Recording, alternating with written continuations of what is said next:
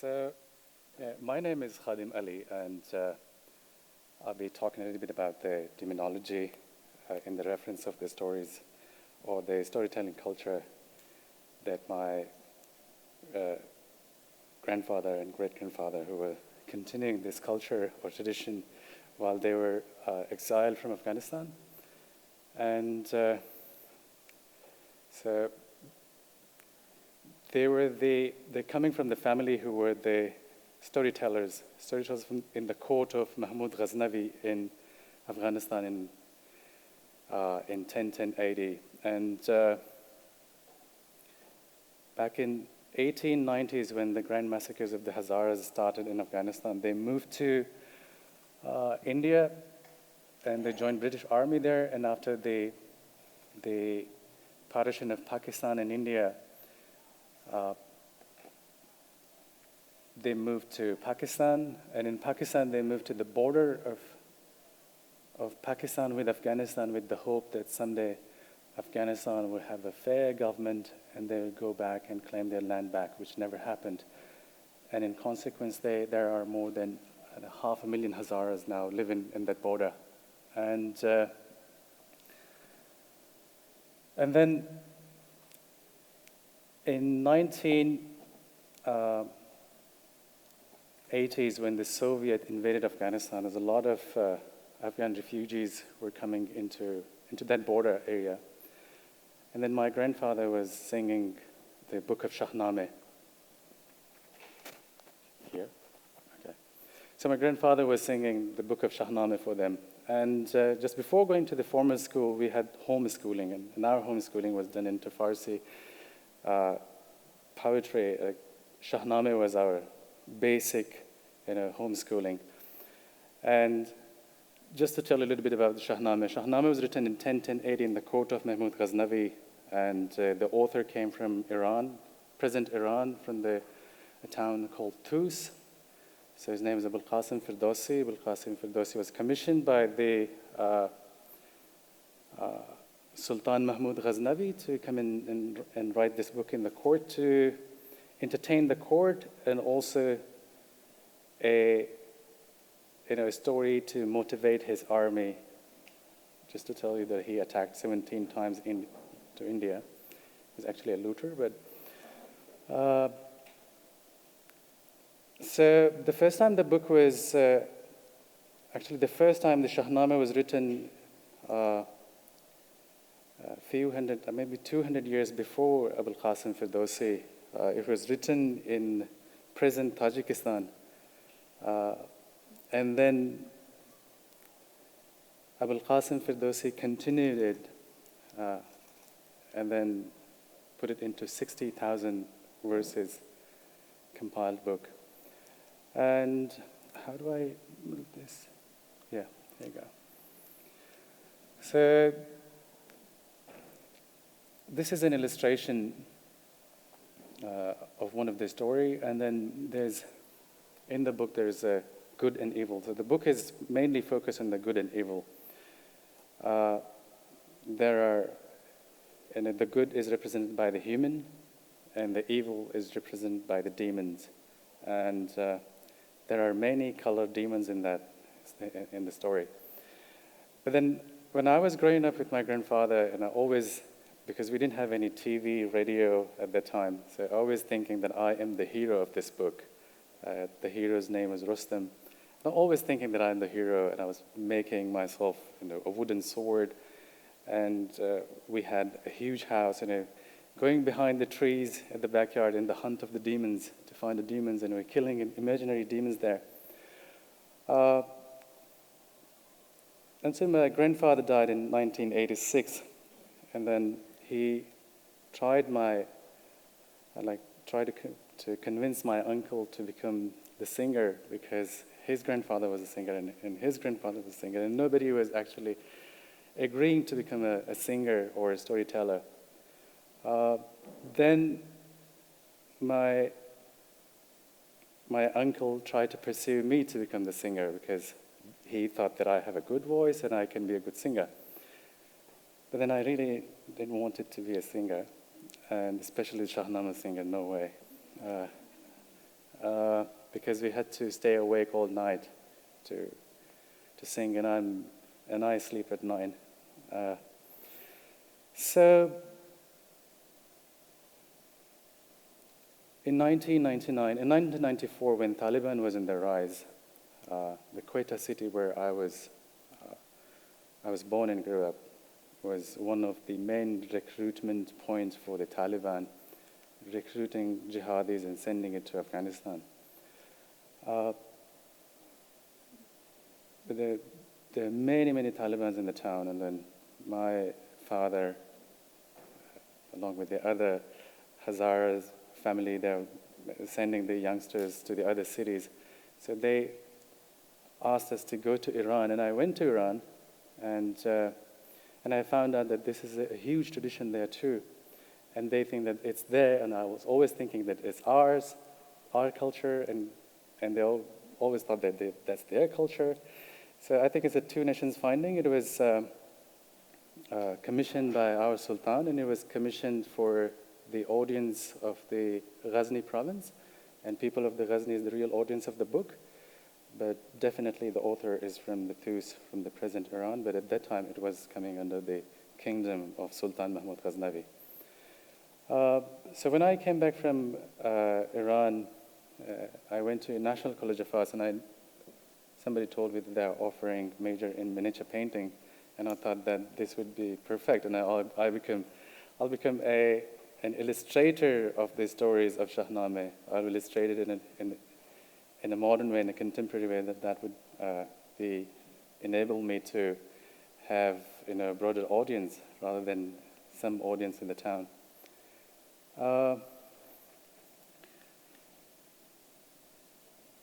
And then in the illustration, you could see there's, this is the illustration of another book. It's called, sorry, just if the caption is right, okay. So yeah, it's from the Khamsa Nizami, but I also want to tell you that the demons, the presence of the demon, why the demons are in the story, who are the demons, and what are these demons doing in the stories.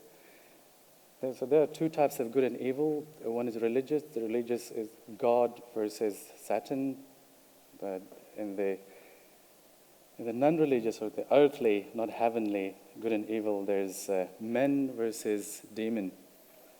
And in 1998, when I went to Afghanistan, and it was Taliban ruling the Afghanistan. So the moment I entered the border, they asked me, where's my beer? So coming from, Turk, Mongol descendant, we don't have that. And so they said, you guys are actually deprived by Allah that you don't have, the tradition or the sunnah of Prophet Muhammad. And then further went into the Bamiyan, town of Bamiyan in Afghanistan, and I found out there's a lot of Hazaras were actually living in the caves. And I found great similarities between the life of the Hazaras and the demons in the Shahnameh. The demons were living in the caves in the stories. So the Hazaras, until 2002, were living in the caves of Bamiyan because of the aggression of the Taliban. And then the Hazaras were known as the rebellious, in the archival history of Afghanistan, the Hazaras have always been noted as the rebellious. So the demons were also rebellious. The Hazaras were known as the ugly creature. They called Hazaras Hazara Mushkhur, the rat eaters, and the ugly Hazaras. So I found these similarities between the demons and the Hazaras, and actually right after the Taliban, when I boarded a local bus in the Kabul town, it was a local bus which was newly given from the government of India, and the driver asked me to stand because I'm a Hazara and I'm not allowed to sit. So then I realized that this is an ongoing demonization or dehumanization of the Hazaras. So then I went back to Pakistan and joined National College of Arts. I started painting demons as the collective portrait of the Hazaras, not only the Hazaras, but the other minorities in Pakistan and Afghanistan who have been demonized or dehumanized on their daily basis activities.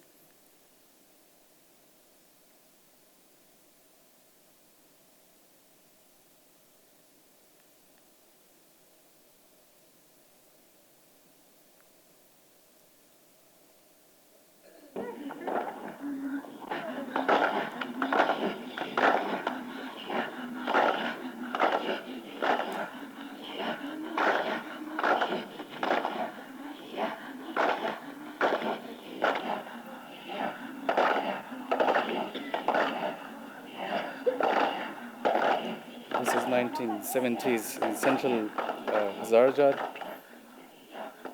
where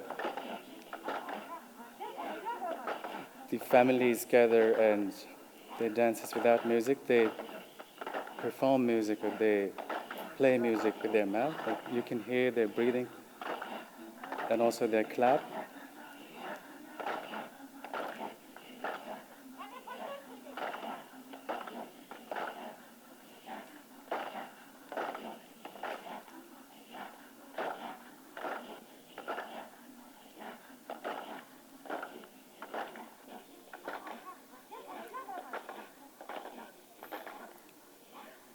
It's amazing to see that they have another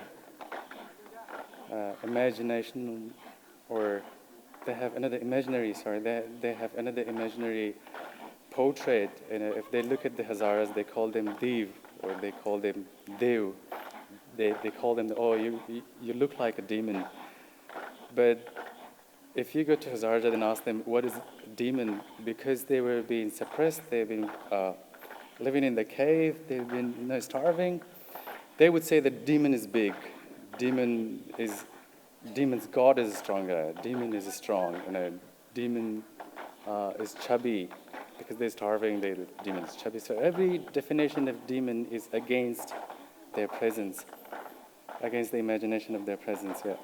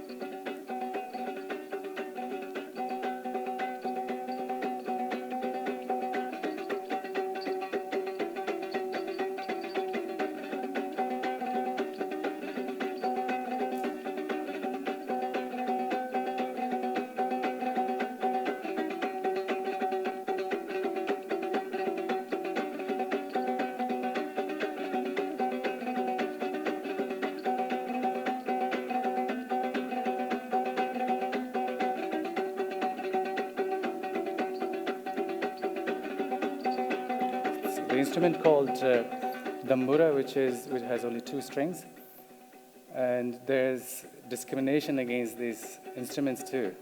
And they call them the stick of the Hazaras, or the weapons of the Hazaras. Yeah. And if they're trying to be part of the government, they say, "Oh, just take your stick and go back to your caves."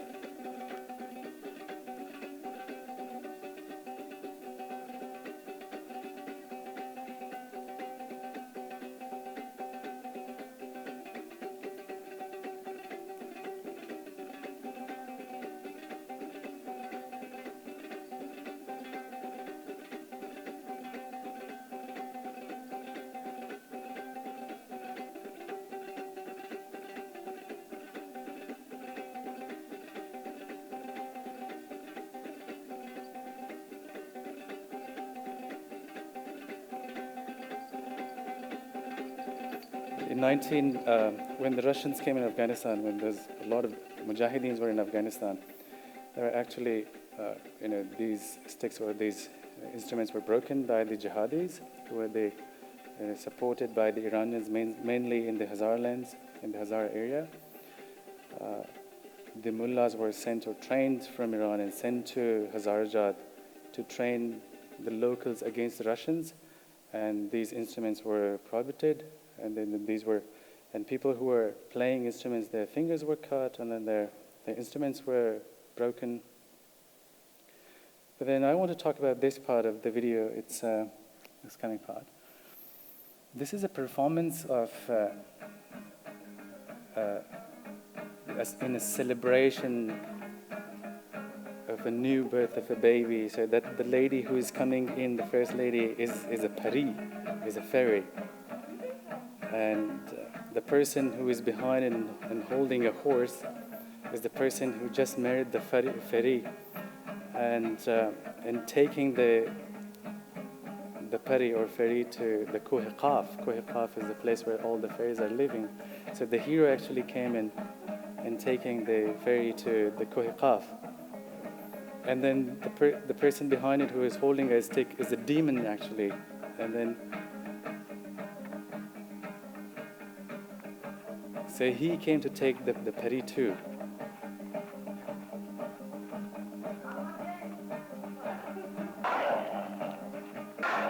And there are people who are trying to kill the demon. So the pari is still dancing in between. And you can hear the bold voice of this demon. But you can still see the demon here is chubby. It's really big, and then the voice is really, really big.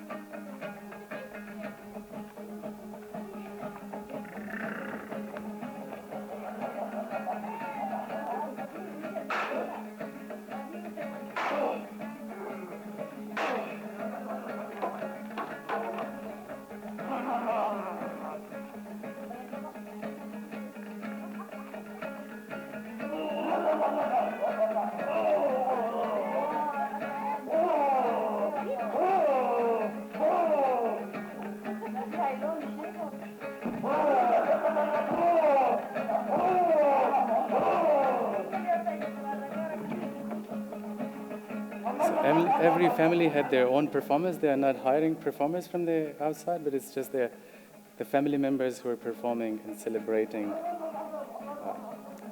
the birth of their new child.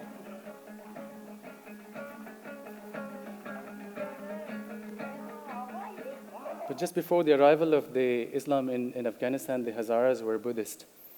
And the demon had a very, very positive presence among the Hazaras, because the demons were the guardians of the temples.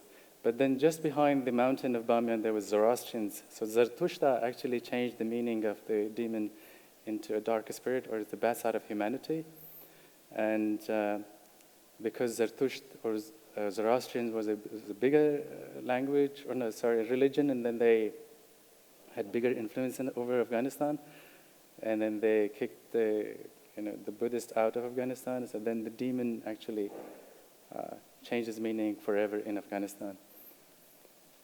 So then in my own practice, I went to Afghanistan and then spoke to those people who were performing. Now they didn't perform those kind of performances, or they're not celebrating their child's birth anymore like that. But then when I spoke to them, they are now mixing, the earthly or the heavenly, good and evil. They're mixing demon and shaitan together. So when the Taliban came over Afghanistan, they started calling themselves the Rustam of Islam, or the hero of Islam. But then they actually gave the people of Hazarajat a new perspective to look over the demons as a very positive being, because Talibans were stronger, Taliban had beard, Taliban were came over Afghanistan or conquered Afghanistan so quickly, and then they were telling the Taliban had wings, actually. They've flown over Afghanistan, and they took over Afghanistan over the night. And they're strong, they have beard, and they're stronger like animals. So after talking to them, and then we came up collectively with these kinds of drawing, and then I call these drawings as the collective portrait of the Hazaras and other minorities in Afghanistan. And also some of the drawings were in the reference of the ongoing dehumanization of the Hazaras, especially in Pakistan. So many of these Hazaras are now fleeing Pakistan and leaving Pakistan, including me. I left Pakistan in 2009, and I moved to Australia. And in Australia now, we have kind of lost our language too, because my son actually is not able to speak his own native language. And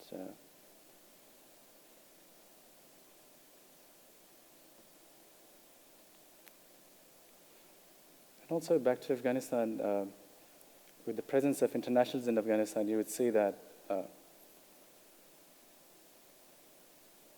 the Americans or the internationals are fighting the local Taliban. So went to Uruzgan province, and where the Australian armies were deployed. I asked the locals who tried to stay away from the messy part of the town, and then in the mountain they were saying that, oh, these demons are fighting each other. The white demons are here and fighting the black demons. So the black demons mean the demons who coming, jihadis coming from Pakistan, and the white demons are the internationals or the NATO armies, and they call it the demon war. They call it Devjangi. Yeah. And the line underneath is, this is a collaborative work between me and Sher Ali, another artist who is based in Kabul. His name is Sher. He calls himself, Sher means lion, and he paints lion. And he thinks that Afghans, he's being sarcastic on the Afghans calling themselves the lion nation. And he's painting lion as the circus lions.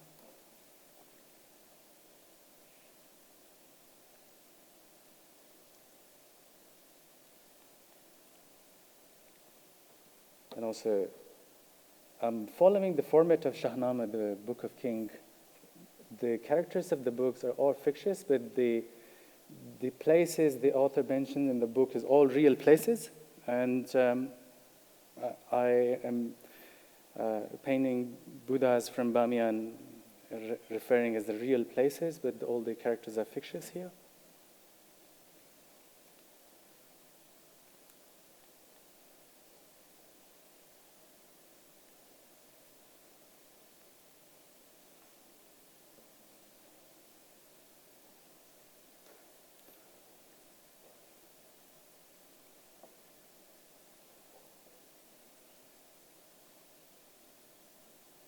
And this is a detail of a work that we exhibited in the Documenta 13.